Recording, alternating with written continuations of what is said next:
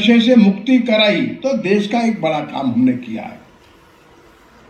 4 बच्चे जो पढ़ने के लिए नहीं जा पा रहे किसी कारण से, उनकी असुविधा दूर की, हमने देश का बड़ा काम किया। हमारे बगल में मंदिर में अव्यवस्था है, हमने व्यवस्था ठीक कर दी। लोग अच्छे से जूता उतारते हैं, अच्छा प्रसाद वितरण होता है, मंदिर साफ रहता है। ये भी देश का एक बड़ा काम है। हमारा मोहल्ला साफ रहता है, हमने मिलकर के तय किया मोहल्ले में कूड़ा नहीं डालेंगे। ये भी देश का काम है। 10 लोगों को नशा से मुक्त करा दिया। अभी हमारे एक बालक हैं जो गोरखपुर जो engineering university MMMTU Madan Mohan Malviya technical university, उसमें एक विद्यार्थी वाला सोच, उसने 11 बच्चों को शराब पिलाने से बंद किया, शराब छुड़ाया उनका। तो 1-1.5 वर्ष लग करके उसने ये काम किया। ये भी बड़ा काम है। अब ऐसा काम कर, कोई भी काम जो अपने को ध्यान में आता है छोटा मत मानिए। हम छोटे काम से शुरू करें, इतना छोटा सा काम हम करेंगे, बस धीरे धीरे ग्रुप बढ़ाना, 1 के 2 हो जाओ, 2 के 4 हो जाओ, 4 के 8 हो जाओ, तब सामर्थ्य बढ़ता है, तब बड़ा काम लेते चले जाओ। एकदम ही कोई बहुत बड़ा काम करेंगे ऐसा नहीं, छोटे से छोटा काम से प्रारंभ करें और जो हमारे निकट में हम कर सकते हैं पहले उसको करिए। मेरा देश वो कश्मीर की सीमा पर है, हाँ वो वहाँ भी है, वो जिनको वहाँ करना है वहाँ करेंगे, आपको वहाँ कुछ नहीं करना है। आपका देश, आपका हिंदुस्तान वहाँ है जहाँ हम रहते हैं, जहाँ हम काम करते हैं, वो हमारा हिंदुस्तान, हमारा देश वहाँ है। वहाँ अच्छा करो, वहाँ की समस्याओं को बारीकी से देखो, हमारी आंखें समस्या को देखें और देखने के बाद हमको बेचैनी हो जाए कि समस्या ठीक करनी है और छोटा सा समाधान लेकर के आगे बढ़ो, हमारा ऐसा कहना।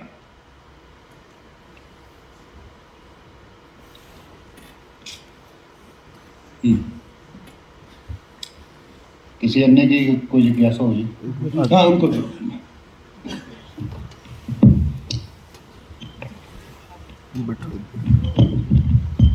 जय श्री राम। मैं दिनेश गुप्ता, सपाटो निवासी। सर ने जैसा कहा नशा तो हमारे हर मोहल्ले में शराब की दुकानें खुल रही है। सरकार का पूरा उसमें हाथ है कि शराब की दुकानें ज़्यादा से ज़्यादा ठेके में जाए। जब शराब खुली बिक रही है तो हम आम आदमी उसको कैसे रोक सकते हैं, नशे को? बैठिए, हमको अपने बच्चों को रोकना है भाई साहब। अपने बच्चों का संस्कार पक्का रखो। हमारे बच्चों को तो हमको ही रोकना होगा। शराब बिकेगी गली गली, मोहल्ला मोहल्ला बिकेगी, लेकिन जिनके बच्चे नहीं पीने के लिए पक्के हैं उनके बच्चे कभी नहीं पिएंगे। एक हमारा मित्र है, देखिए बीटेक करके IIT से बीटेक किया, अच्छी बड़ी कंपनी में काम करता था। कंपनी के मालिक ने एक दिन उसको कहा, भाई तू पीता नहीं है, थोड़ा पी लिया कर, बाहर से लोग आते हैं, बातचीत करने में अच्छा रहेगा। अगले दिन रिजाइन करके आ गया। नहीं सर मैं काम नहीं कर पाऊंगा आपकी कंपनी में। अपनी नई कंपनी खोल ली उसने, कंपनी और अच्छी चल पड़ी। जितना उतना मिलता था उससे 10 गुना ज्यादा अब कमाता है। ठीक है, पक्का नहीं, मैं दारू नहीं पीऊंगा, शराब नहीं पीऊंगा मैं। ये संकल्प हमारी माँ, हमारे पिता, हमारे भाई अपने बच्चों को क्यों नहीं देते? हमारी जिम्मेदारी है। गंदगी तो बाहर बहुत फैली हुई है, लेकिन हमने अपने बच्चों को गली में, मोहल्ले में, मंदिर में वहां पक्का किया तो भाई साहब देखिए दुकान भी खुली रहेगी, बच्चे पक्के रहेंगे। हाँ, इसका आग्रह जो है अपने घर में और नशे की बात नहीं है, और भी 4 बातें अपने बच्चों को बताइए क्या करना और क्या नहीं करना। हमारे देश में देखो माता और बहनों का बड़ा सम्मान रहा है हजारों साल से। मातृवत परदारेषु परद्रव्येषु लोष्टवत, हर एक बालिका को मां की तरह देखो। लेकिन जगह जगह क्या देखने को मिल रहा है आजकल? क्यों? कितना पुरुष लगाएंगे आप, कितना संविधान में कानून बनाएंगे? वो ठीक है, पुलिस का अपना काम है, संविधान का अपना काम है, कानून अलग बन, लेकिन हमारी जिम्मेदारी है मेरे घर का बालक और बालिका इसका स्वभाव ठीक रहे। ये हमारी मोहल्ले परंपरा की, खानदान की जिम्मेदारी है। हम अपने बच्चों को संस्कार देंगे। मेरे घर का, मेरे मोहल्ले का, मेरे परिवार का, कुटुंब का लड़का लड़की, उसका व्यवहार बिल्कुल ठीक होगा। ये संस्कार हम घर में दें, पुलिस के नहीं। और इसलिए कुछ विषय ऐसे हैं जो हमने बताया, अपने अपने कुटुंब में, परिवार में, मंदिर में, मठ में, आश्रम में जहां दे सकते, गली में, मोहल्ले में ग्रुप बनाइए। बस आज के बच्चों, अभी हम गए जोधपुर, घनश्याम जी ओझा है, वो तो हमारे लघु उद्योग भारती के अच्छे कार्यकर्ता है, बड़ा उद्योग चलाते हैं। उनके पुत्र वधु 80 बच्चों को गीता का अभ्यास कराते हैं प्रति सप्ताह। 80 बच्चे आते हैं उसके घर में, 72 बच्चे ऐसे नहीं, ऐसे 20 केंद्र चलते हैं जोधपुर में, एक केंद्र में 80 आते हैं। पूरे जोधपुर में 20 सेंटर चलते हैं, 78 बच्चों को गीता कंठस्थ है, पूरी कंठस्थ है, 78 बच्चे हैं। उनकी प्रतियोगिताएं होती हैं, उनको संस्कार पक्का है, और माँ बाप वहां ला करके छोड़ करके जाते हैं वहां पर। छोटे छोटे बच्चों, 6, 7, 8, 9 ऐसे, बस ऐसे बच्चे, अच्छा वातावरण बना रखा है। और इनके आने वाले बच्चे पूरे क्लास में, विद्यालय में, मोहल्ले में अपना अपना आदर्श बनाए हुए हैं। ये गीता अभ्यास नहीं कराना है, गीता तो है, एक पक्ष है, एक आदर्श बालक कैसा होता है ये चल रहा है। जो किरण वाली अम्मा है ना, उन्होंने बच्चों को संस्कार देने के लिए सैकड़ों सेंटर चला रखे। हमको 2 बार उन्होंने पढ़ा, हमसे कहा भैया देखो हिंदू बच्चों के लिए संस्कार के काम करो, एक 5-6 वर्ष के अंदर 2 बार। और इसे वास्तव में ये हम सबकी जिम्मेदारी है। जहां जहां घर है, परिवार है, मोहल्ला है, हमारे घर में बच्चे कम है, कोई दिक्कत नहीं, पड़ोस के 4 परिवारों के बच्चे लेकर के हर सप्ताह बैठ जाओ, 1 घंटा 1.5 घंटे के लिए कहानी किस्सा सुनाओ, बच्चों से मित्रता करो। बस इस मित्रता के बाद हमारे संबंध अच्छे हो गए और बच्चों के मन में एक संकल्प बिठा दो, बस ये बालक नहीं बिगड़ेगा। अब मैंने गोरखपुर को बताया ना, गोरखपुर के उस विश्वविद्यालय में हमारे छात्रावासों के पढ़े हुए 22 बच्चे हैं। मैंने एक बालक का बताया, 22 के 22 बच्चे शराब से दूर हैं, और 22 बच्चे इस बात में लगे रहे किस किस का शराब छुड़ा सकते हैं। इसने सर्वाधिक शराब छुड़ाया 11 बच्चों का, किसी ने 2 का छुड़ाया, कोई 3 का छुड़ाया, कोई 1 भी नहीं छुड़ा पाया, कोई बात नहीं, क्योंकि ये उस नशे में नहीं गए ना। क्यों? इनका संस्कार पक्का है। अपने बच्चों को कैसे बनाना, उनका संस्कार कैसे पक्का रखना, ये घर में हमको करना है, कुटुंब में करना है, मोहल्ले में करना है, ये हमारा काम है। सरकार क्या करेगी क्या नहीं करेगी, लाख कोशिश करेगी। सरकार का ही डिपार्टमेंट है नशाबंदी, सरकार का ही डिपार्टमेंट है आबकारी विभाग, वो शराब से पैसा वसूल करती है, थोड़ा चिपका करके पोस्टर जो है वो भाई शराब पीना हानिकारक है ये भी लिख देती है। तो सरकारों के मन से समाज को नहीं चलना। चलिए अगला, इधर कुछ खड़े थे। हाँ, उनको माइक देने की कोशिश करो ना। हाँ हाँ बोलिए भाई। जय श्री राम। मैं सुभाष सरलानी, सोलन निवासी। ये सच है कि हमारी संस्कृति समावेशी रही है, और इतने सालों से ये किसी और देश के पास किसी और, लेकिन हम समावेशी स्थिति के चलते चलते इतनी पहुंच गए हैं कि हमें अपना एग्जिस्टेंस है वो बना के रखना पड़ रहा है। तो ऐसा ऑफेंसिव मैकेनिज्म शुरू कर सकते हैं कि जो विरोधी शक्तियां हैं, जो उन्होंने की है प्रोपेगेंडा हमारे खिलाफ चलाया है, संस्कृति के खिलाफ, उनके खिलाफ हम चलाएं। ये बात है दिमाग में, यही दिमाग में है, और जहां जहां आवश्यक है वहां ऐसा कर भी रहे। दोनों प्रकार की शक्तियां, जैसे मान लो ये अर्बन नक्सलवाद लोग हैं, ये हैं, और बहुत सारी शक्तियां हैं, ये कॉन्स्पिरेसी करती है।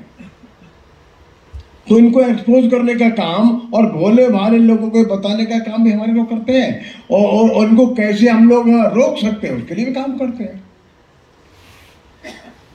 और समाज में ऐसे बहुत लोग हैं, संघ के स्वयंसेवक नहीं है, बहुत ऐसे हजारों लोग हैं स्वयंसेवक नहीं है, लेकिन देश में उन ऐसी शक्तियों के खिलाफ काम करने को तैयार है।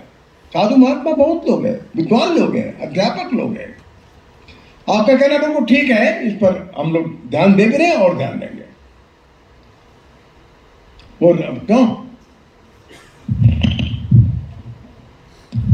मेरा नाम वो बार बार खड़े हो वहां क्यों नहीं जाते तुम? वो 3 बार खड़े होकर के बैठ गए वे।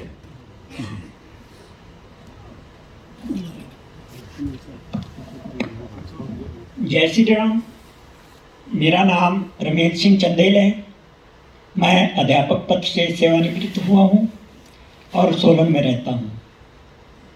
ये देश लोकतांत्रिक देश है, लेकिन मुझे ऐसा लगता है कि लोकतंत्र बन गया हुआ है। इस पर संघ का क्या विचार है? क्या बन गए? लोकतंत्र। लोभ लालच। लोकतंत्र हर बात। हर राजनीतिक पार्टी जो है वो इस प्रकार की घोषणा करती है। पिछले इलेक्शन में मैंने सोलन देखा था ये कार्यक्रम, तो इस पर संघ का क्या विचार है?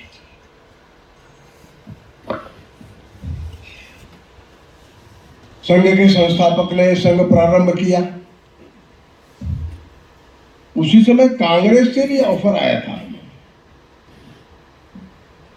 बाद में उनके जाने के बाद पूजनीय गुरुजी के पास भी कांग्रेस की तरफ से भी प्रस्ताव आया था कि संघ को हम कांग्रेस के साथ मिला दें।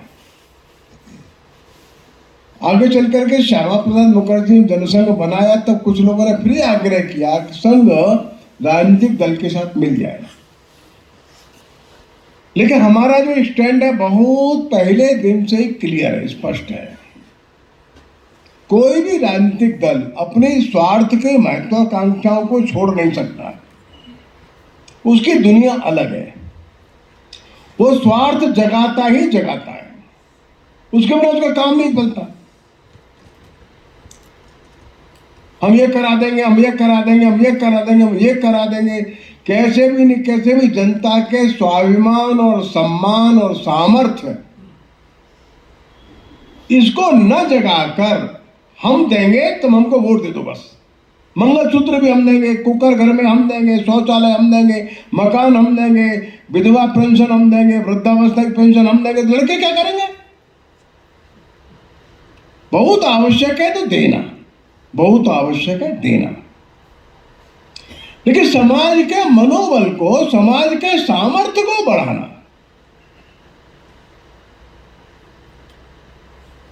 लेकिन ये राजनीतिक दल नहीं कर सकते। ये वही करेगा जिसको स्वार्थ नहीं है और जिसको वोट नहीं मांगना। जितना आप लोभ जगा देंगे उतना वो अधिक आपको वोट देगा। जो उनका थ्योरी है, यही प्रैक्टिस है। राष्ट्रीय स्वयंसेवक संघ उसका स्वाभिमान जगाने की कोशिश करते हैं। अभी हमने स्किल सेंटर हम लोग शुरू कर रहे हैं देश भर में। छोटे छोटे बच्चे, हाई स्कूल पास फेल बच्चे हैं, 12th पास 12th फेल बच्चे हैं, इनको कुछ सिखाओ।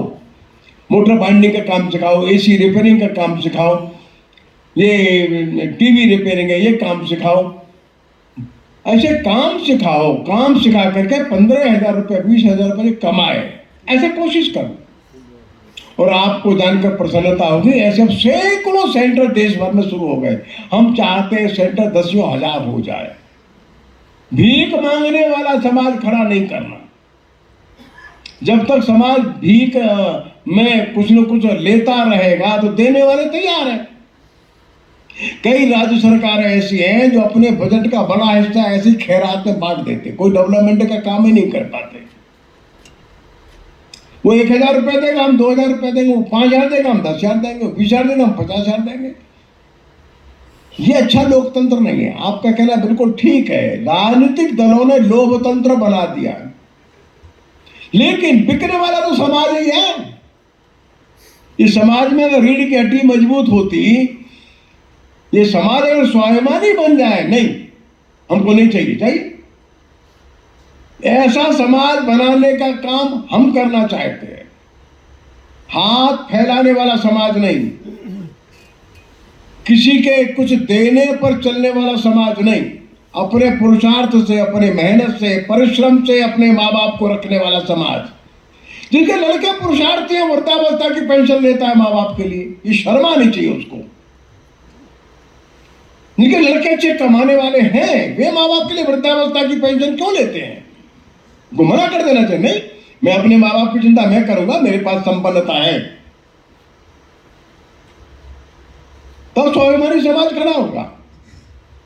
धीरे धीरे गैस की सब्सिडी ले लो, ये ले लो, वो ले लो, वो ले लो, ये ले लो, और जो संपन्न लोग हैं वो भी लेने लगते हैं।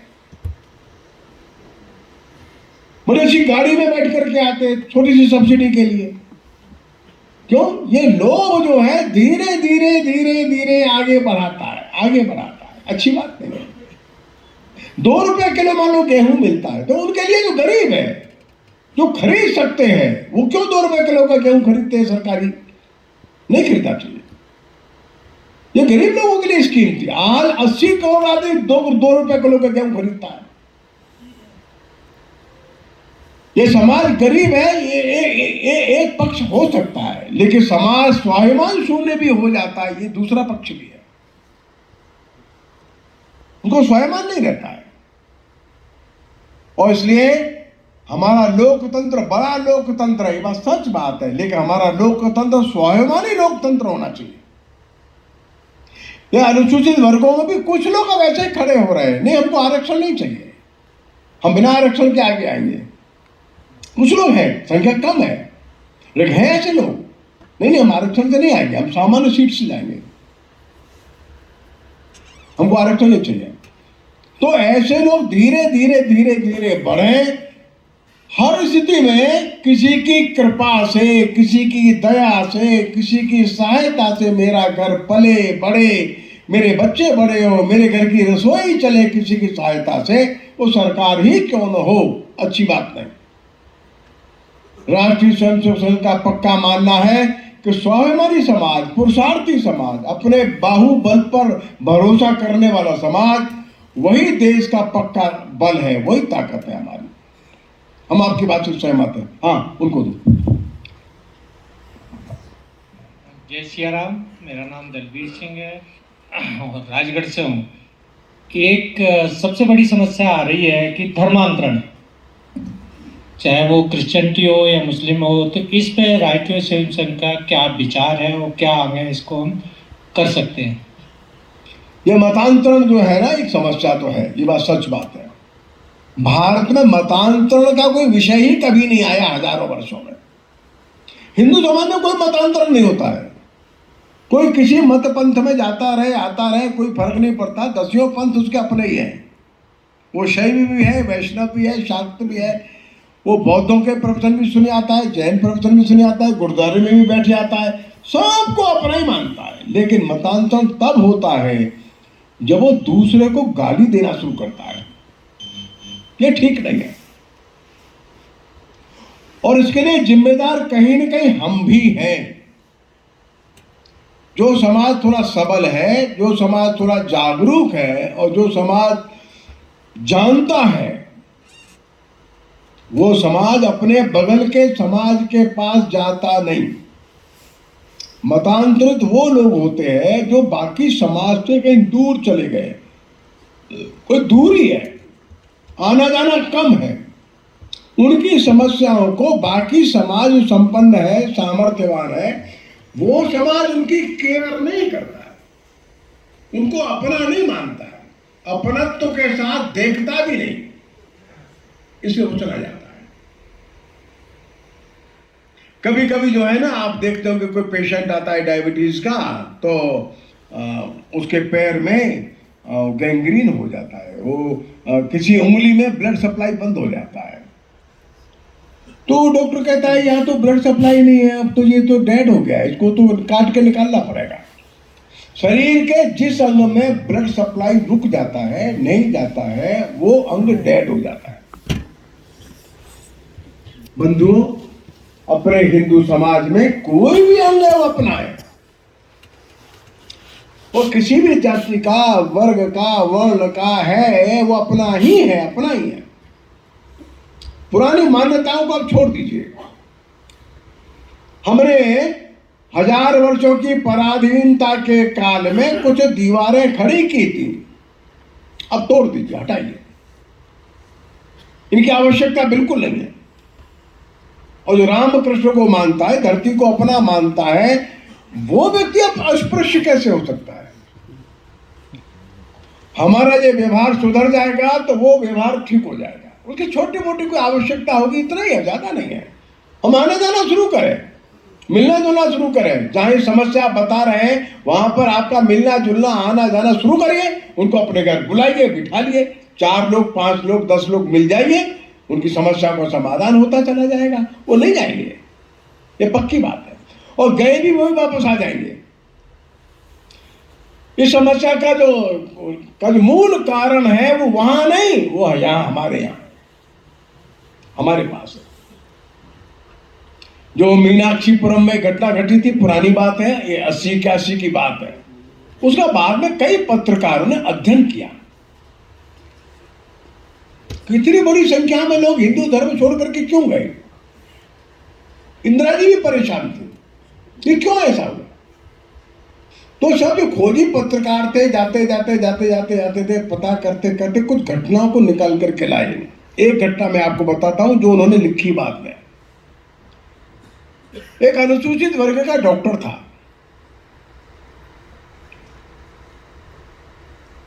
बड़ी मुश्किल से उसको एक मकान किराए पर मिला था। वो मकान भी ऐसी जगह किराए पर मिला था जहां पर कि घर के अंदर पानी का टैप नहीं था, पानी भरने के लिए बाहर जाना पड़ता था। तो सार्वजनिक नल से पानी भर के लाना पड़ता था। इसकी पत्नी पानी भरने के लिए जाती थी तो प्रतीक्षा करती थी, जब बाकी महिलाएं पानी भर करके ले जाती थी तब ये पानी अपना भर करके लाती थी। एक दिन वहां पर एक महिला अपना मटका लगा करके चली गई थी, मटका भर गया। मटका भर गया तो इसने उठा करके मटका दूर रख दिया, अपना मटका लगा दिया। ये वो महिला आ गई, उसको पता लगा इस महिला ने मेरा मटका उठा करके अलग रख दिया। उसने अपना मटका फोड़ दिया और इसे झगड़ा किया कि तेरी हिम्मत कैसे पड़ी मेरा मटका छूने की। उल्टा पुल्टा बहुत बोला। ये महिला अपने घर वापस आई, इसने रो करके अपनी बातें घर में बताई। बोले बताइए ना आप, हम किस धर्म में रहते हैं, क्या मेरी स्थिति इस मोहल्ले में है। ऐसी घटनाओं के कारण वहां ये मतांतरण का काम प्रारंभ हुआ और देखते देखते 5000 लोग हिंदू धर्म छोड़ करके चले गए। मूल कारण कहां है? पैसा नहीं था, ये तो डॉक्टर परिवार की महिला थी। सामाजिक जो अपमान होता है वो करता है अंदर। सबसे कठिन जाति अपमान, जाति के कारण से होने वाला अपमान जो है अंदर तक तोड़ देता है। कारण देखो, जो जा रहे हैं कौन लोग हैं? आप जैसे पढ़े लिखे अनुभवी लोग तो नहीं जा रहे ना। क्यों नहीं जा रहे? आपको जानते हैं अच्छे से, आपको हिम्मत है, आप जवाब देते हैं।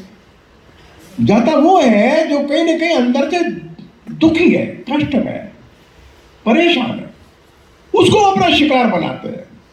टीबी का बैक्टीरिया तो सारे वातावरण में घूम रहा है, मालूम है आपको, डॉक्टर लोग जानते हैं। सब जगह टीबी का बैक्टीरिया घूमता है, सबको टीबी थोड़ा होती है। टीबी का बैक्टीरिया उसको पकड़ता है जो कमजोर है। पहले से टाइफाइड हो गया, जुकाम हो गया, पेट खराब है, कमजोर शरीर है, खट पकड़ लेता है, वो टीबी हो जाती है। सबको टीबी नहीं होती।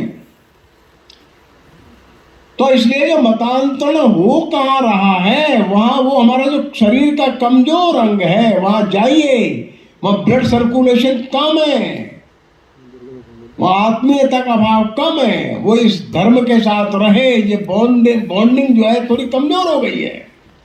हम उसको संभाल लें तो नहीं जाएगा, बिल्कुल नहीं जाएगा। आप बुलाइए अपने घर, बैठा लिए उसके घर, जाइए उसके बच्चे के जन्मदिन पर जाइए, शादी विवाह में जाइए, अपने घर बुलाइए, अपना मानिए, वो नहीं जाएगा। जाने के पीछे का सबसे बड़ा कारण अपना न मानना है। लोग बताते गरीबी है, ये है, गरीबी तो है, गरीबी मूल कारण नहीं है, गरीबी एक छोटा सा कारण हो सकता है। तो इसलिए हम देखें हमारे गली मोहल्ले के पास में, हमारी कॉलोनी के पास में कहाँ ऐसा संकट है, और मिलकर के 4-5 लोग उस संकट के समाधान के लिए लग जाइए। इस पवित्र हिंदू समाज को, उस अंग को बचाइए। स्वामी श्रद्धानंद जी ने बहुत कोशिश किया, सावरकर जी ने प्रयत्न किया, हमारे अंबेडकर जी ने प्रयत्न किया, गांधी जी ने प्रयत्न किया, मसूरकर महाराज ने प्रयत्न किया, संघ की शाखाओं का प्रयत्न चल रहा है, तो बहुत कुछ रुका हुआ है। लेकिन थोड़े से प्रयत्न भी और करने होंगे तो हम अपने समाज को ठीक प्रकार से बचा सकेंगे। आगे और कोई?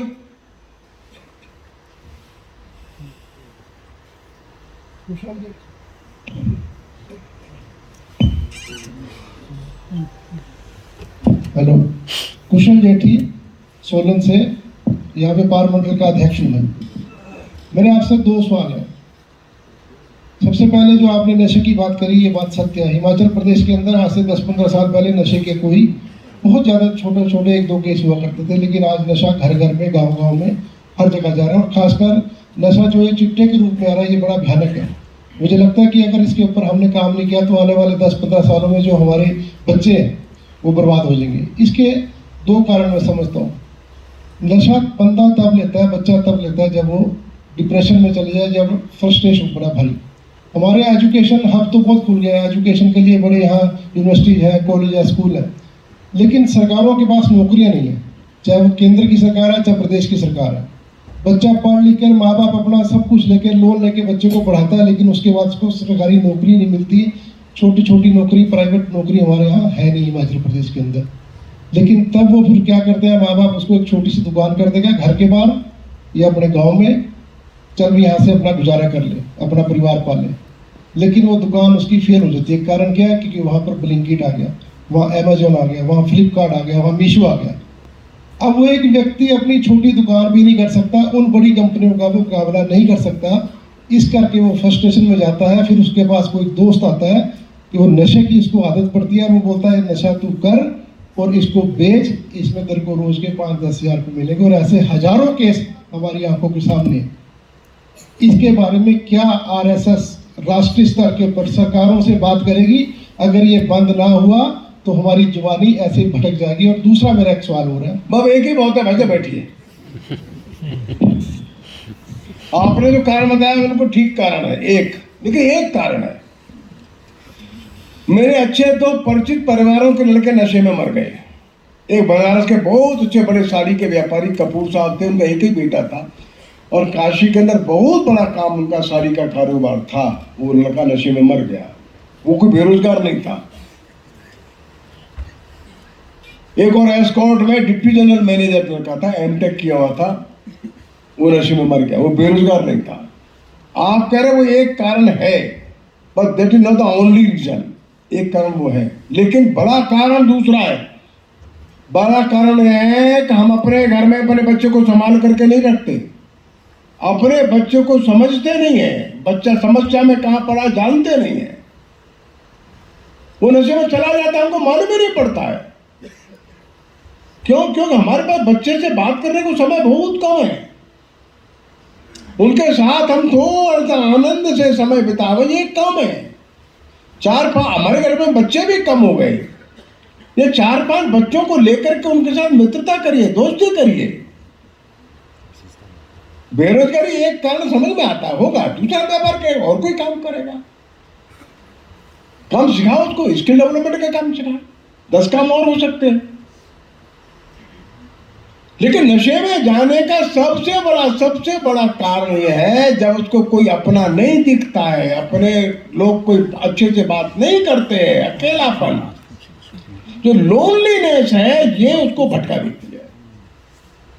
हमको लगातार अपने बच्चों को संपर्क में रखना, लगातार बच्चों को अंदर से, ये आने वाला है खतरा, ये पहले से बताइए ना उसको। आप हमारे ध्यान में तब आता है जब गहरा डूब जाता है, तो हमारे ध्यान में आता है। 99% केस ऐसे हैं माँ बाप को पता ही नहीं लगता कि कब चला गया, और बच्चा तो जो है वो व्यापारी तो आपने बात बताइए 14-15 वर्ष में जा रहा है नशे में। तो जो बीटेक कर रहा है, एमटेक कर रहा है, बीएससी कर रहा है, एमएससी कर रहा है, लॉ कर रहा है, ये जा रहा है नशे में, हॉस्टल में रह रहा है, मेडिकल में पढ़ रहा है। इनको कौन सी बेरोजगारी है?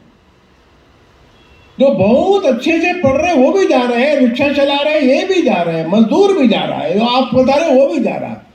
तो एक बड़ा भारी जो आपने बताया 10 साल बाद कुछ नहीं बचेगा, ऐसा मत कहिए। 10 साल बाद सब कुछ बच जाएगा, बशर्ते हम लग जाए काम में।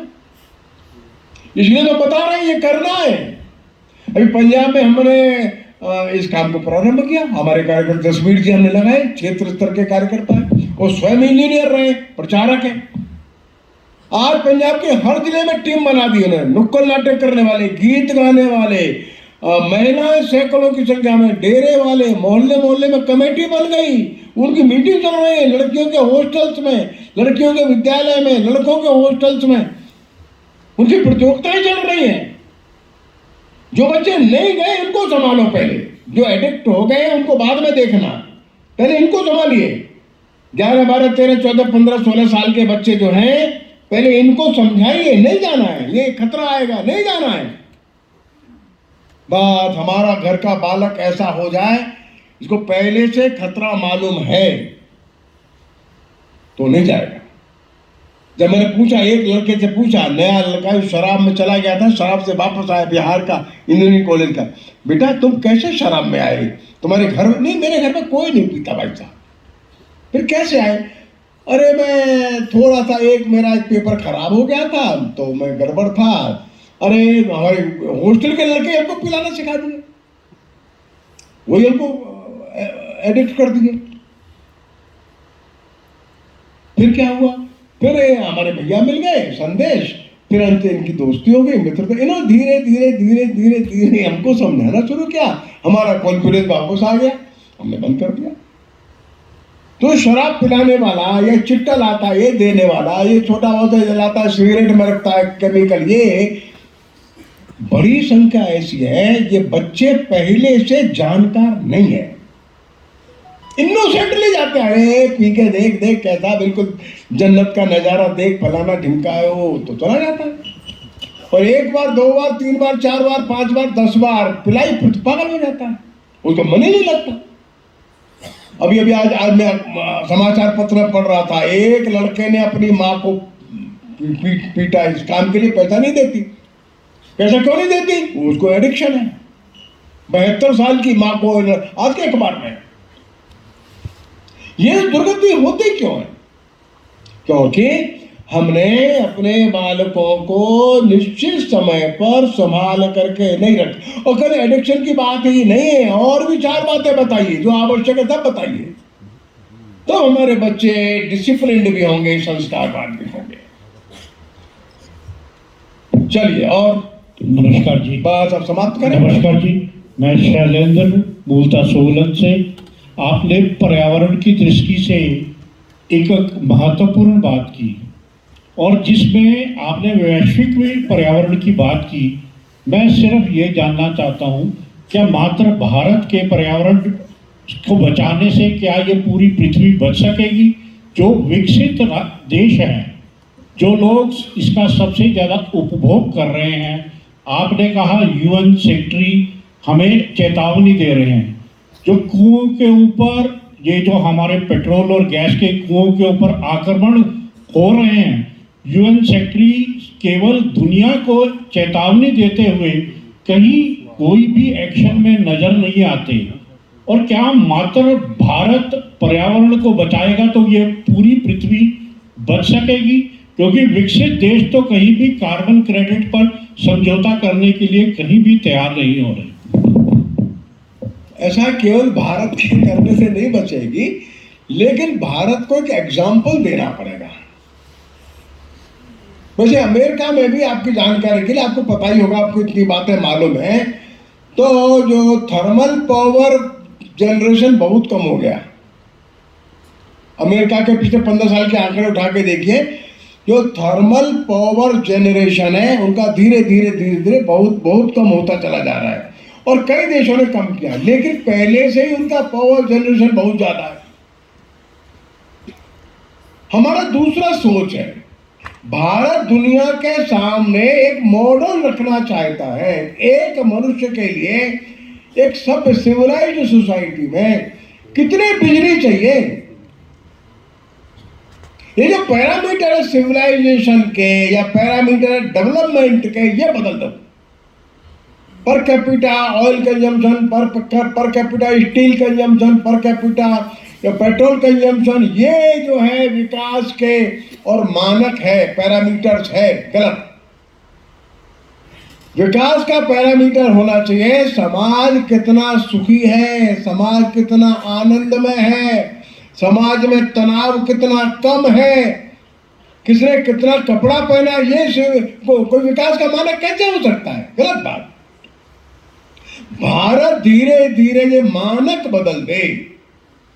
हम अमेरिका की कॉपी करने में ना जुट जाएं।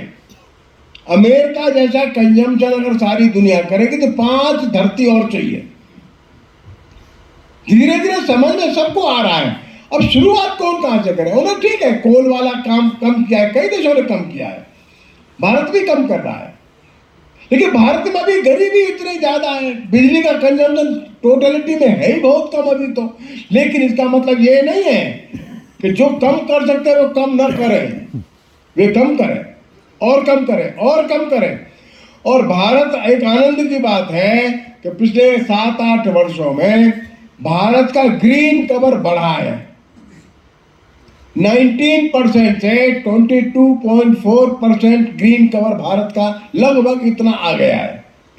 3% ग्रीन कवर इंक्रीज है भारत का पिछले 10, 12, 15 वर्षों के अंदर। थोड़ा चाइना ने भी बढ़ाया है, बाकी दुनिया में अभी भी ग्रीन कवर कम हो रहा है।